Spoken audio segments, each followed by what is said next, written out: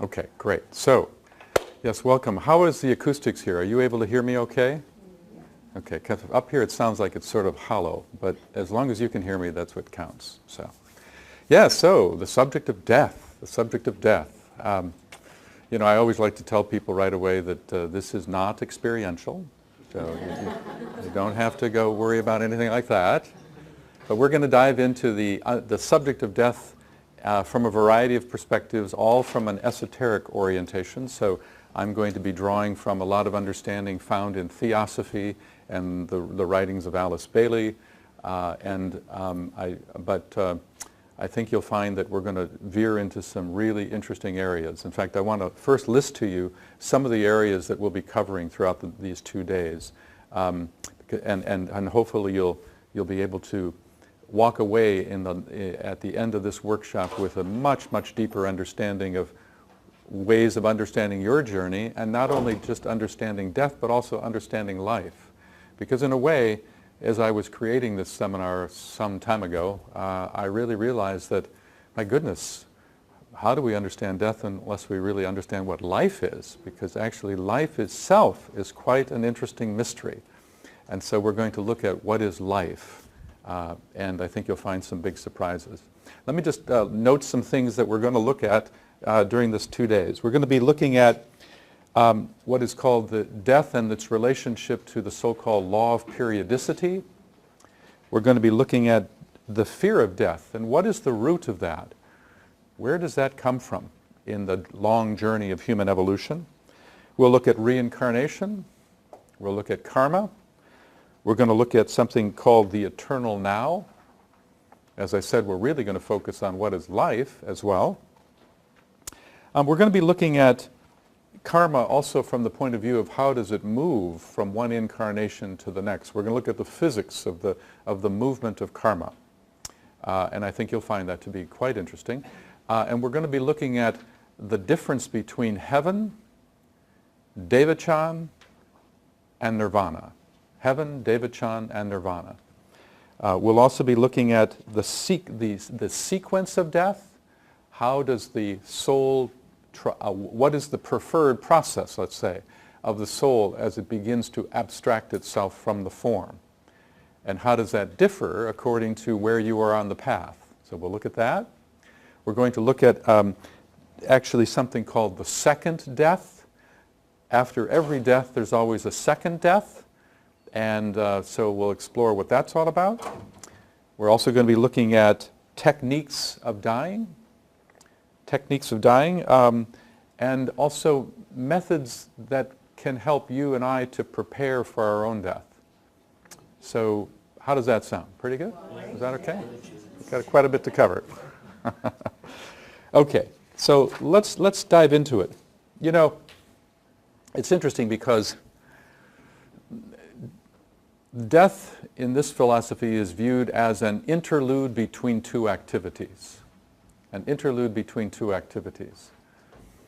You know, it is said that the lower self, the personality, is governed by the great law of activity, while the soul is governed by the law of attraction.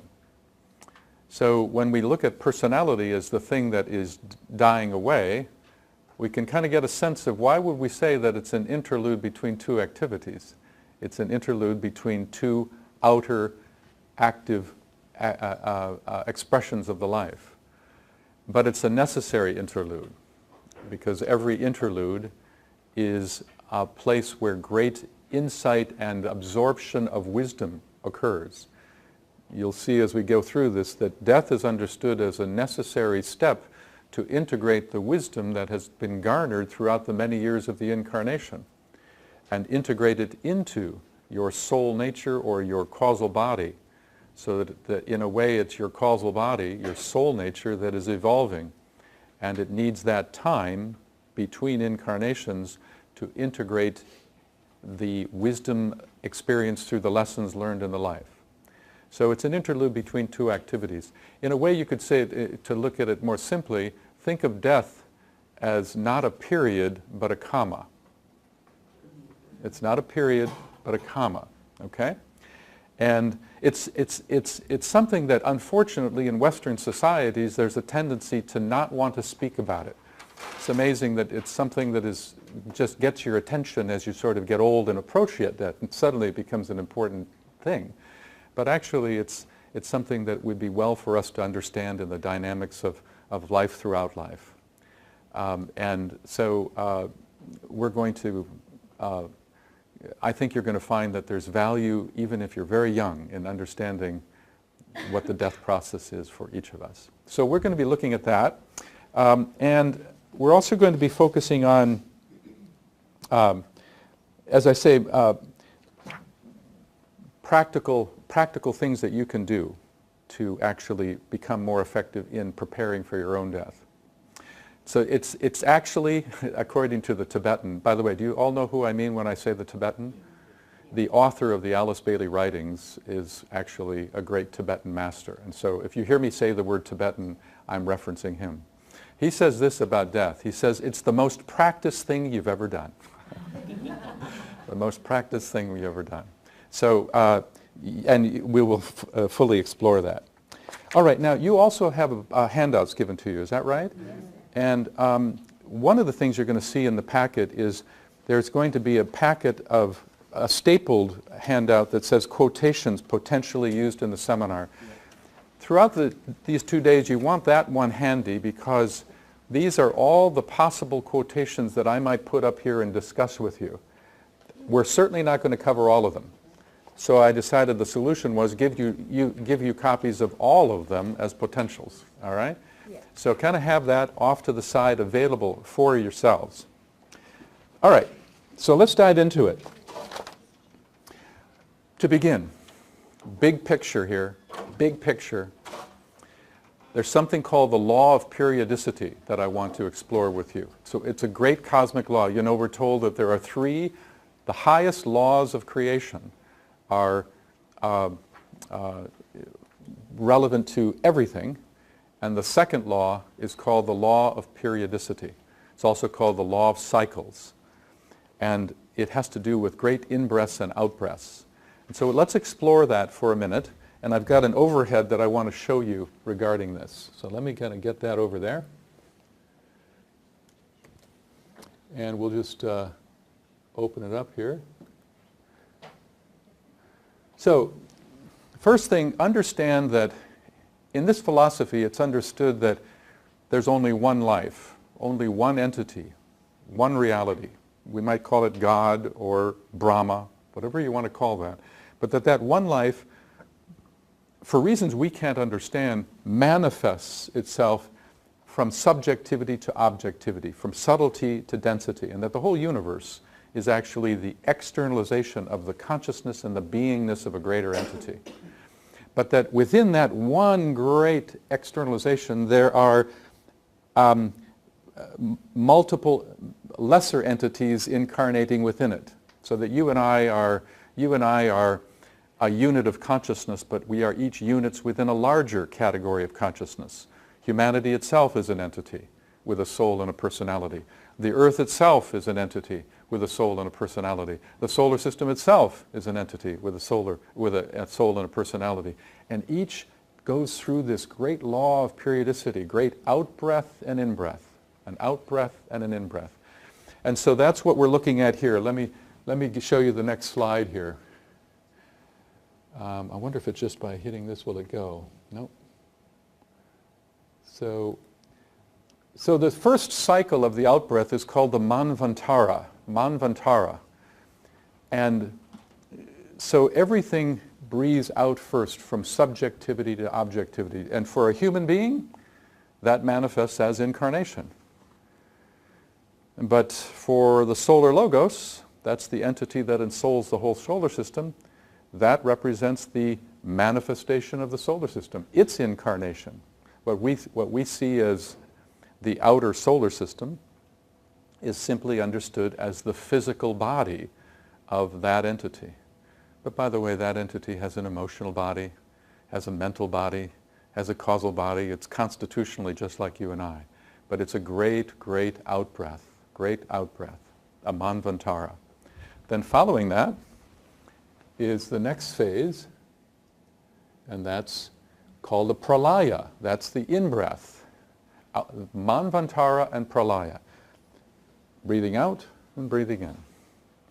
And it's the pralaya phase of any cycle is always the indrawing phase. It's movement from matter to spirit, from density to subtlety. And that's what death is. Death is a manifestation of pralaya. Now, sometimes when you read the esoteric literature, you'll see the word maha pralaya, or you'll see the word maha manvantara. Maha means great. So oftentimes when we think of the solar system and its out-breath and its in-breath, that's called a maha manvantara and a maha pralaya. These are just amplifications of the idea. Okay? So always there's this breathing process that's going on. Now, so we see the full cycle here. We see the full cycle. But now what's interesting about this is that let's look at this and pretend that this is the solar logos for a minute. We're looking at it. Then the next phase is that there are cycles within cycles. Cycles within cycles. All right? So, in other words, as a life expression breathes out, there will be an inner breath before it. It's like this, okay? And so there are times for you in your life when you're, let's say this is you. Let's say this is you. There are times when your consciousness is really, really attending to being active in the world and really getting out there. And there are other times when you're still in incarnation, but you're a little bit more withdrawn. You're kind of looking for retreat. So that's a smaller pralaya within the greater manvantara called incarnation. Do you see? So cycles within cycles. Cycles within cycles. And let me just show you one more step here.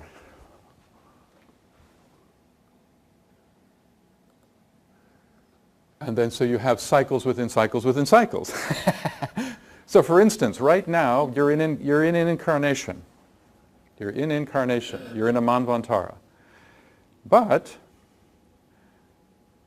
tonight, when you fall asleep, you will go into a mini pralaya. Sleep is a mini pralaya. It's a process of abstraction. Okay? Process of abstraction. After the same might it's probable that you might have a mini pralaya just after lunch today. That's a possibility too. So kind of get used to this idea of cycles within cycles within cycles. It's rooted in the whole thing. Rooted in the whole thing. All right. Now, by the way, what I'm going to do in terms of questions, I know that throughout the day you may have questions, but what I'd like to do is speak a little while, then open it up. So if you could hold on, after each section I will stop. And so let me just ask, is there anything you'd like clarity on this before I move on? Anything you'd like to clarify? It's not about this, it's about what you said earlier. You said death is about integrating what we've learned in the previous incarnation. Yeah. Why is it then when we reincarnate we forget? Okay. That one we're going to hold on to because we're going to get into that whole process a bit later, okay? So let's hold on to that question. Any other more related to this that you'd like to ask? Okay. All right. Well, then let's get into, let's go on to this. I want you to also think about death not just in terms of your own ending, but think about death as just that, endings. Endings. Because this is also applicable to larger living systems. The rise and fall of civilizations, for instance, is a great out-breath and an in-breath. You see? The manifestation of a solar system. What is a black hole anyway? You ever wonder about that from an esoteric point of view? A black hole is believed in the esoteric world to be the full abstraction into Mahapralaya of a solar entity. That where a black hole is where a a deity, which is to say a solar logos, a star, existed, but has gone into such abstraction that all the laws of physics collapse at that depth of dimensional abstraction, you see? So it is, I guess what I'm saying is I want you to think about death beyond just your individuality. I'd like you to think about it also as a cycle, for instance, the death of a relationship. You go through, relationships often go through these cycles. That's, the ending of a job, the ending of a career. Many of the same principles are present there as well. Things go through cycles of, the out-breath is often filled with activity, building, maturation. Then there's the cycle of aging, crystallization, and endings. But it's always, what ends is not the essence, but what ends is the form that the essence has brought forth. One of the great challenges we face, hello, is this. We tend to look at death in an upside-down fashion. And one of the great challenges of our evolution is to start to see it right side up.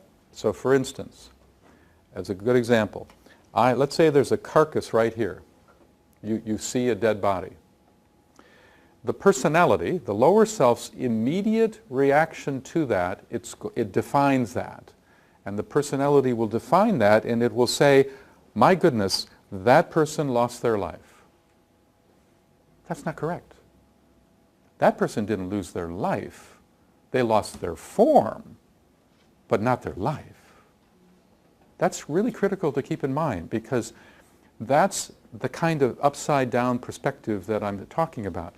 But we automatically say and think they lost their life, you see? Life is and always has been.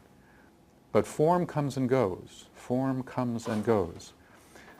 So much of the esoteric philosophy is suggesting that we have to reverse our thinking about things. What we think is cause is actually an effect and not a cause. Even science will say, okay, consciousness. Science says that consciousness is the product of form. The more complexity and development of your neurology and your biology, the more capacity human beings have for higher states of consciousness. But esotericism will say, no, consciousness is not fundamentally the product of form, it's actually the other way around. Consciousness is, and form is the outer garment that is manifesting in support of that consciousness, you see? Another reversal. What's cause and what's effect? What's cause and what's effect? So these are things that I'd like you to kind of hold as we go through this today. Now, keep in mind that if we're going to really think about this, we need to think about what is the function of the personality and what is and its relationship to the soul. Because it's the soul in us that is moving from one incarnation to the next incarnation to the next incarnation. So what's the function of the personality? Well, it's the outer garment for the soul. It's the outer instrument used by the soul to interact with the world. And that personality has three components to it, a mental, emotional, and physical component. But each of those are just sheaths of substance, layers of intelligent substance. And the soul is utilizing that outer three-layered thing called personality to interface with the world and ultimately more effectively serve the world. It needs an outer instrument that can think. It needs an outer instrument that can feel. It needs an outer instrument that can be effective in a physical way. And each incarnation, the goal is for the soul to actually develop more capacity to do that. More capacity to express itself through the mental body of the personality, through the emotional body of the personality, through the physical body of the personality. But it's a struggle because that lower self thinks it's an independent agent. That lower self believes that it's on its own. It doesn't know that it's just an appendage. That's all it really is. And so much of the path has to do with teaching the lower self that it's just a servant and an outer garment. And it has to be purified at the same time that it has to yield to the soul's agenda. And when there's full purification of the lower self, and there's full capacity of the soul to express itself through that lower self, that's enlightenment. That's enlightenment. And it's at that point, what we call the fourth initiation, where there's no necessity to incarnate anymore. In other words, why is there incarnation at all? It's because spirit is gradually trying to find ways of expressing itself through the form and establishing right relationship with form. And each incarnation facilitates a further step in that direction. You could look at it this way. What's the purpose of incarnated life? It is to gradually actualize or externalize, to actualize the soul's full nature through form. And when that is, it's a process of incrementally bringing spirit into form and fully achieving that. The day is one. The day is one. And that's when you're called a master. And that's what a master is. A master who has mastered his or her instrumentation. It's not about following a guru like we think. Oh, a master is somebody that's got a bunch of devotees. Nonsense. That's not what a master is. It's an indwelling self. It's a spiritual entity that has succeeded in the great challenge of expressing the fullness of its nature through form without that form being an encumberment at all. That's the goal. Does that make sense to all of you? Okay.